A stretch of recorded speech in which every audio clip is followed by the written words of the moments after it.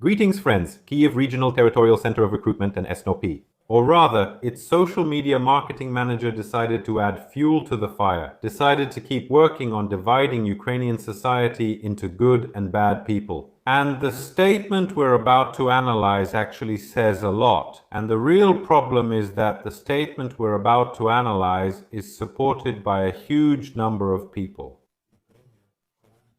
But there are a lot of hidden pitfalls in it. And overall, this shows a single trend, that today there is no political will for the real unification of Ukrainian society. There is political will to divide this very society, to disregard the constitution of Ukraine, Ukrainian legislation, and so on. And believe me, such situations and such statements that go unpunished, and here we can really talk about punishment, will have a big impact.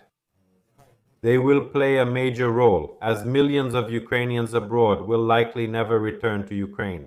And secondly, the problem of mobilization will only become deeper, dividing Ukrainian society. And in the end, this could lead to, for example, a civil war, which Zaluzhny recently talked about. So what is their statement in this post actually about? This is official. They published it on their Facebook page.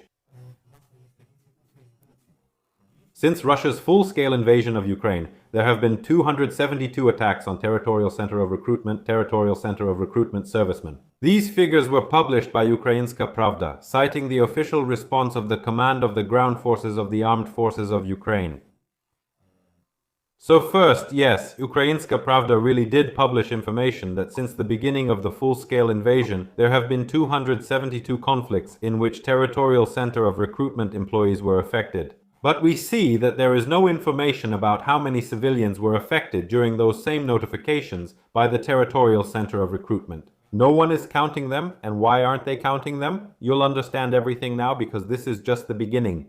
Pre-trial investigations are ongoing regarding 205 attacks, and as of December 2025, 4 Territorial Center of Recruitment and SP servicemen have died in the line of duty. Criminal proceedings have been opened for all incidents. Please tell me, regarding the deaths of civilians during conversations with Territorial Center of Recruitment and SP, as well as deaths during the Military Medical Commission, and while on the premises of Territorial Center of Recruitment and SP, how many were there? No one is probably counting. That's first of all. And secondly, how many criminal cases have been opened, not just some internal checks or internal investigations? Thank you, that's right. Only a few, but there were many more cases.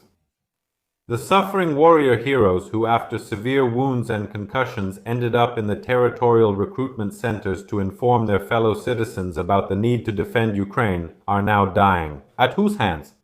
They survived fierce battles with the Russians, broke through the hell of assaults and bombings, and spent a long time recovering and undergoing rehabilitation. And all this just so that evil and cowardly draft dodgers would kill them, now unarmed, on their own land. This is the next thing they also wrote. By the way, this isn't the worst. We're just about to get to the worst part. But what can be said about this, right? There are cases when warriors who have been to the front really end up in the Territorial Center of Recruitment and SP after being wounded. But tell me please, in those hundreds of videos about Buzification, when servicemen or people in military uniforms, let's say, catch civilians, beat them, throw them into vans, bring them to the Territorial Center of Recruitment, and so on. And by the way, the police do the same thing. How many people with any injuries have you seen there? Right, there weren't any at all, because there wasn't a single video where a person with a prosthesis was detaining someone. That's first of all. Secondly, in the military enlistment office, people who are only partially fit for service have the right to serve, and you can even get a partially fit status even if you're actually fully fit, right? You need to have connections and money to pay a bribe and go serve in the military enlistment office. That's the next point. Thirdly, even if you believe the official statements of the Human Rights Ombudsman Lubinets, the number of human rights violations by the military enlistment office is already counted in the thousands every year. So there were 272 attacks, and we understand that these weren't really attacks. Most likely it was just ordinary self-defense by civilians. Here, the Kyiv Regional Military Enlistment Office comments on this when there are more than 5,000 complaints just in 2025 about human rights violations by the enlistment office to the Human Rights Ombudsman that need to be addressed. And we understand that not everyone even files complaints there, so they ignore this, and official data is also ignored.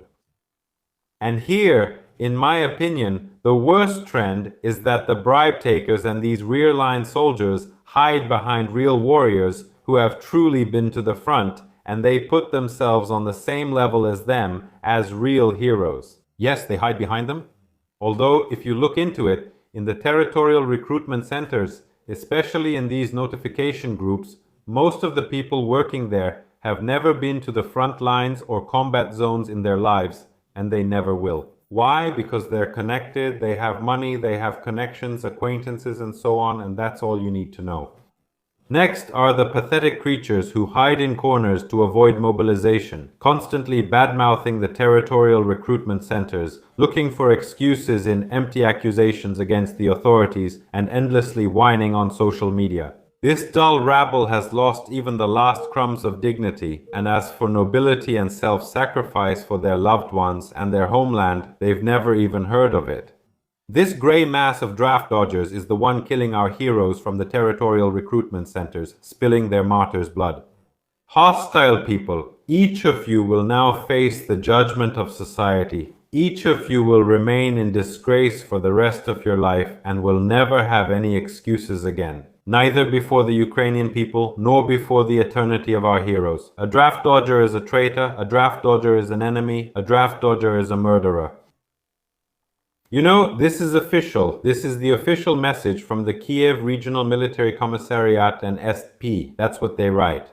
What's the number one problem here? First of all, there's still no clear legal definition of what a draft dodger is, so who is a draft dodger? A draft dodger? Is it a member of the Verkhovna Rada who doesn't go to the front? Or is it a tractor driver who works his own field and gets taken away?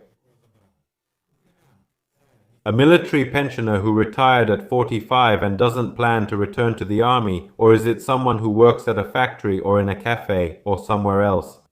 A draft dodger is someone with millions who can travel freely abroad or to places like Bukovel.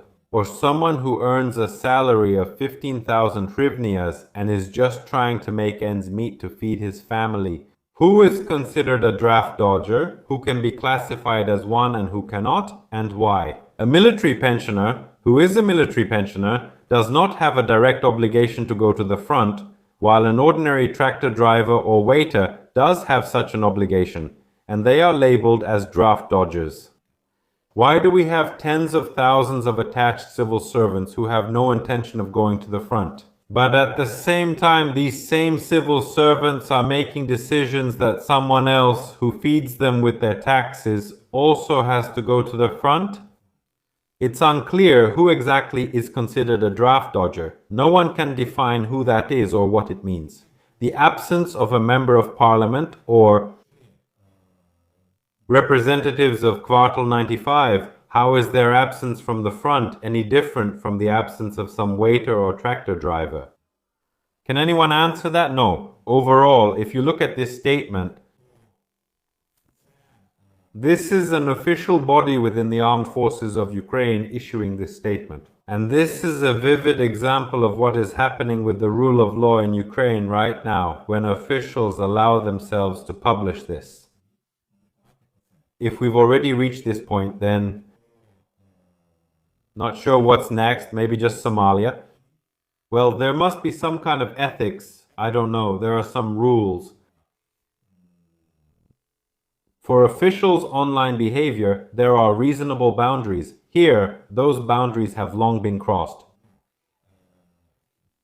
Been left behind somewhere in the past, they're gone, and we get statements like this. And now tell me, please, will someone who, let's say, is not yet in the military want to join? After such statements, when he was called a grey mass, a traitor, an enemy, and a murderer, will he want to join the armed forces of Ukraine? Understanding the attitude towards him there and what will happen to him if he ends up there, of course this won't happen. Territorial Recruitment Center employees will keep collecting money from those who have it. Those without will be sent to training centers, then to separate assault companies. because people see the attitude towards them and understand what could happen to them, even in theory, when they are caught or turn themselves in, etc. You know, when there is no decision and no political will to unite the Ukrainian people and smooth out these rough edges. Among Ukrainians, yes, the split into good and bad. Then the end begins, and we see that here this end is coming very quickly. When even from official sources, not just from some information dumps, such calls continue, such rhetoric is going on like this. So everything is very sad, and this only shows that at the very first opportunity, Ukrainians, reasonable Ukrainians, will leave the territory of Ukraine. Yes, this also applies to men. And that's exactly why this is yet another confirmation of why no one will open the borders and why billions of dollars will be made on these closed borders. What do you think about this? Write in the comments. It will be very interesting to hear and read your opinion. I wish everyone, as always, a great day. See you.